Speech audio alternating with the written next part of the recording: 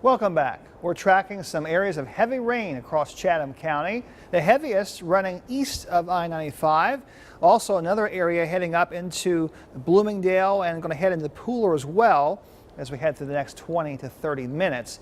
Now let's zoom into the heaviest rain area, which is east of I-95. We have a flood advisory that has been issued. An advisory means for minor flooding of poor drainage areas. We're not expecting any major flooding.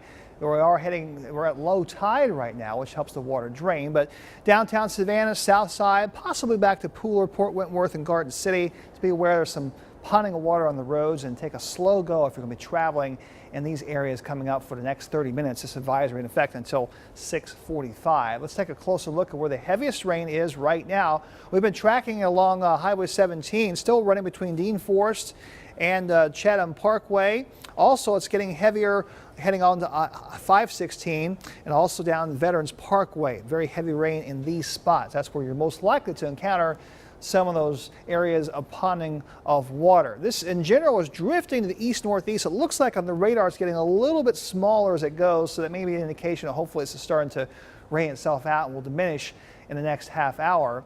Now, as far as the entire area is concerned, we are not seeing a whole lot of rain in terms of coverage, but we could see a couple more downpours develop here as we head through the evening across areas inland. And then late tonight, we'll be tracking the chance for downpours to develop along the coast. You see at 7 o'clock in the morning, our model is showing a chance for downpours in and around Savannah.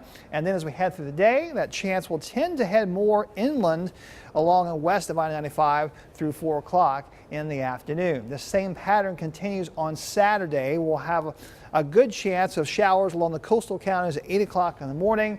And then as we head through the rest of the day, that chance spreads west to include much of the rest of the area through 5 o'clock. So we're going to have wet weather heading into your weekend.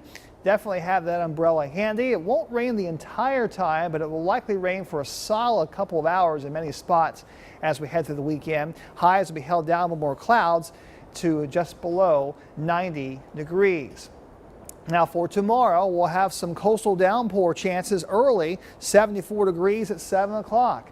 As we head through the day, we'll continue to see scattered downpours that'll start to affect more of the rest of the area further west, and look for an average high through 3 o'clock of 88 degrees. Your tides coming up include a high tide tonight, 11:51. We're near low tide right now.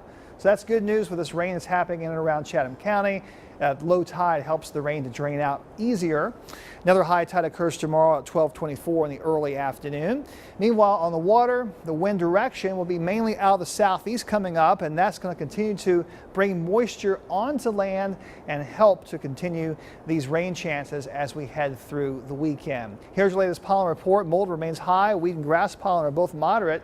Your storm tracker 7-day forecast shows that after we get past this weekend, we are likely going to see a trend towards hotter temperatures in the afternoons, the highs next week getting up into the low 90s.